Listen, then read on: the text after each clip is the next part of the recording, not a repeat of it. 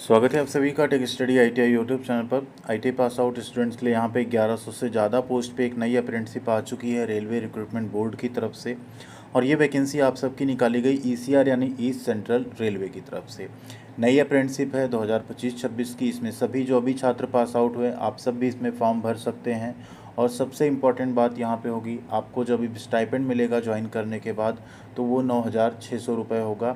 बाकी जो अप्रेंटिसशिप के चारों बेनिफिट्स हैं, इवन 5 बेनिफिट्स अब तो हम कह सकते हैं, वो भी आपको मिलेंगे। उस सब के बारे में पूरी डिटेल में यहाँ पे बात करेंगे।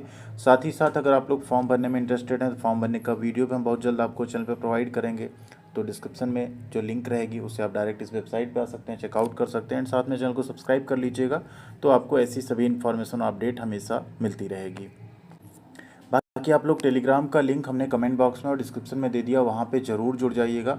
ऑफिशियल वेबसाइट की लिंक, इसके साथ साथ फॉर्म अप्लाई करने का जो वीडियो है एंड साथ में नोटिफिकेशन का पीडीएफ, ये सब कुछ हम आपके साथ वहाँ पे शेयर कर देंगे।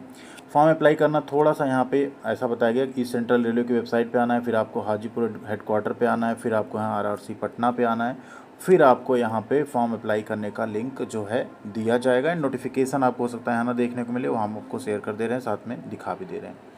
जैसे आप इस पर क्लिक करते हैं ना, आरआरसी पटना की जो वेबसाइट है कहीं ना कहीं अभी थोड़ा सा डाउन चल रही, जल्दी ओपन नहीं होती है। तो फिलहाल पहले हम लोग देख लेते हैं पूरा नोटिफिकेशन। ये है आप सभी का डिटेल्ड नोटिफिकेशन। वीडियो को आप लोग लाइक ज़रूर कर दीजिएगा सब तक पहुंचाने के लिए वीडियो, जिसमें आप देख सकते हैं 26 सितंबर 2025 की डेट आपको दिख जाएगी। और फॉर्म भरना भी 26 सितंबर से स्टार्ट है और फॉर्म भरने की लास्ट डेट है 25 अक्टूबर 2025। तो उसके पहले पहले आप लोगों को फॉर्म यहाँ पे भर लेना है। कुल वैकेंसी यहाँ पे 1149 यानी 1149 पोस्ट पे कुल वैकेंसी अलग अलग यूनिट और डिवीज़न में यहाँ पे निकाली गई है।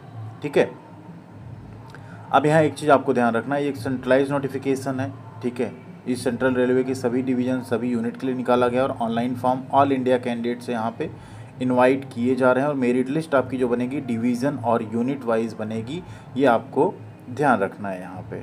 ठीक है, जो भी मेरिट लिस्ट बनाई जाएगी वो सभी रिस्पेक्टिव जो भी डिवीज़न होंगे, यूनिट्स होंगी, उनको यहाँ पे प्रोवाइड कर दी जाएगी और वो आगे आपका डॉक्यूमेंट वेरिफिकेशन एंड ज्वाइनिंग का प्रोसेस पूरा कराएंगे।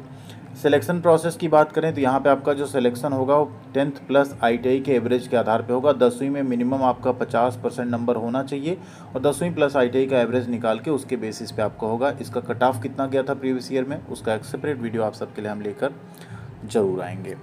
एक चीज़ ध्यान रखना है, सभी सब्जेक्ट्स यहाँ पे जो हैं भरने हैं। बेस्ट ऑफ 5 आपको यहाँ पे नहीं भरना है। अगर कोई ऑप्शनल सब्जेक्ट है तो उसका भी आप लोग नंबर जोड़ के 600 का पूर्णांक आप पूरा फिल करेंगे। तो ये सारी चीज़ें यहाँ पे बता दी गई हैं। एंड फॉर्म ऑनलाइन ही भरा जाएगा, कोई फॉर्म आपको कहीं भेजना नहीं है। एक और चीज़, जो भी कैंडिडेट्स फॉर्म भरेंगे वो सिर्फ एक डिवीज़न या यूनिट चूज़ करेंगे। ठीक है, जैसे आप दानापुर चूज़ करते हैं तो आप सिर्फ दानापुर के लिए फॉर्म भर पाएंगे।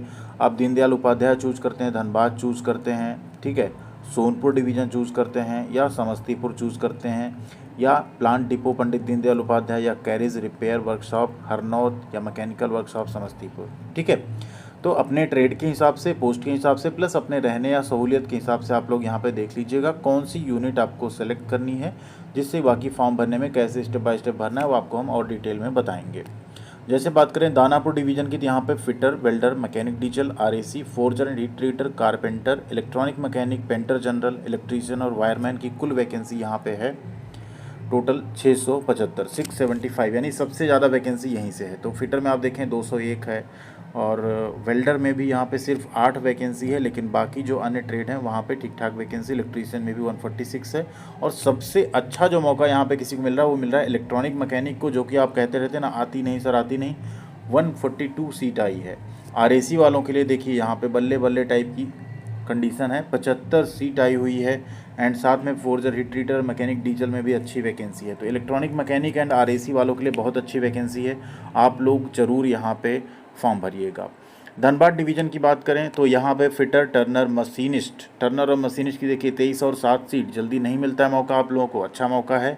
मैकेनिक डीजल, वायरमैन, वेल्डर और कारपेंटर सब मिला के 156 वैकेंसी है।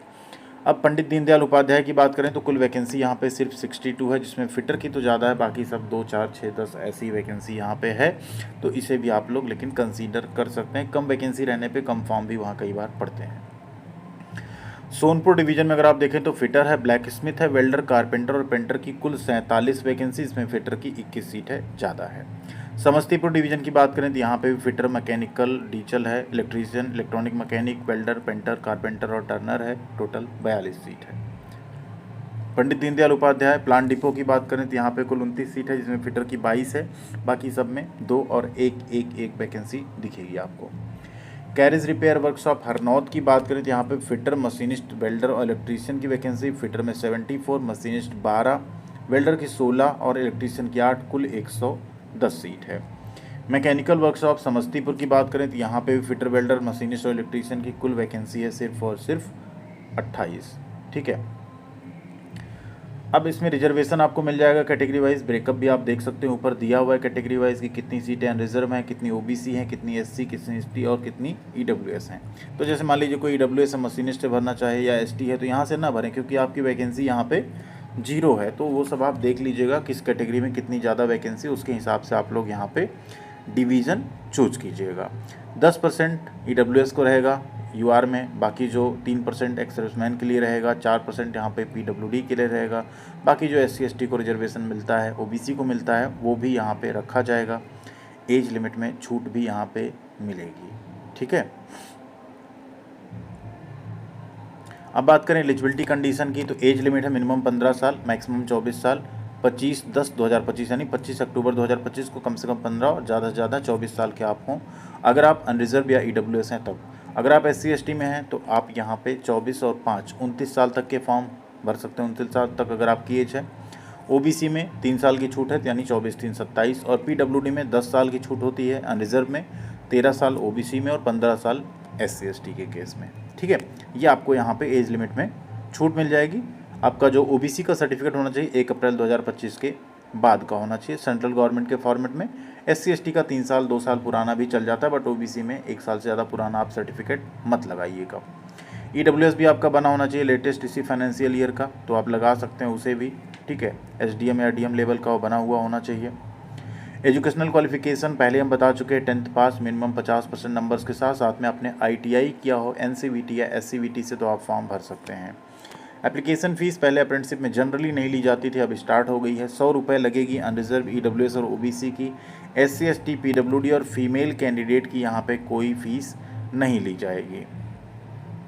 फिटनेस वगैरह आपका चेक किया जाता है, मेडिकल आपका होता है जब आप अप्रेंटिसशिप ज्वाइन करते हैं, जनरली आप बनवा के ले जाते हैं, इसमें कोई फेल नहीं होता, पास कर दिया जाता है आपको। फॉर्म ऑनलाइन मोड में भरा जाएगा, ऑफिशियल वेबसाइट का लिंक हम आपको वीडियो के डिस्क्रिप्शन में दे देंगे, आप लोग डायरेक्ट वहाँ से या टेलीग्राम पे जुड़ जाइएगा, वहाँ भी शेयर कर देंगे, आप वहाँ से जो है फॉर्म भर सकते हैं। ठीक है, मैंडेटरी क्या क्या होगा तो ध्यान दीजिए, नाम, डेट ऑफ बर्थ, परसेंटेज, ये सब कुछ एकदम सही भरिएगा, क्योंकि इसमें अगर कोई मिस्टेक होती है तो फिर आपका कॉन्ट्रैक्ट साइन होने से प्रॉब्लम हो सकती है, आप फिर फॉर्म भर के गलती कर जाएंगे। जनरली यहाँ पे सुधारने का मौका नहीं मिलता, इसलिए आप लोग फॉर्म भरते टाइम प्लीज़ बार बार हम आपसे रिक्वेस्ट करते हैं, 1 बार 2 बार मिला लिया करिए, ओवर कॉन्फिडेंस में गलती मत किया करिए। ठीक है, सिग्नेचर, फ़ोटो, ये सब कुछ आपको रखना होगा फॉर्म भरने के लिए।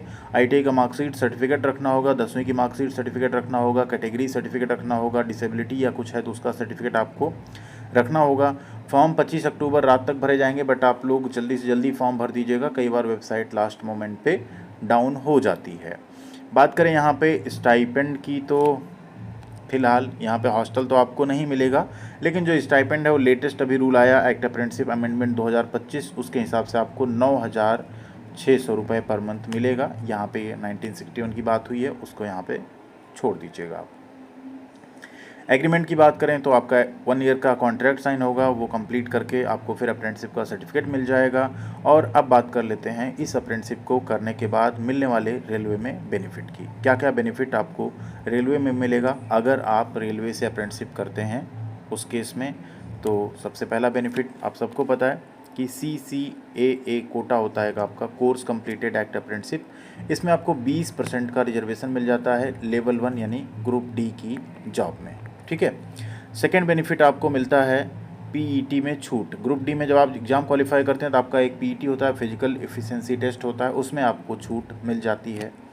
थर्ड बेनिफिट आपको क्या मिलेगा, 1/3 का अप्रेंटिसशिप में आप जो नंबर स्कोर करेंगे उसका 1/3 और सीबीटी एग्ज़ाम जो होगा उसका 2/3 मिला के आपका ग्रुप डी में मेरिट बनाया जाता है, तो आपको एक फ़ायदा यहाँ पे मिल जाता है 1/3 नंबर का। अगर आपका 90% है तो 1/3 उसका 30 नंबर का आपको सीधे सीधे बेनिफिट मिल जाता है।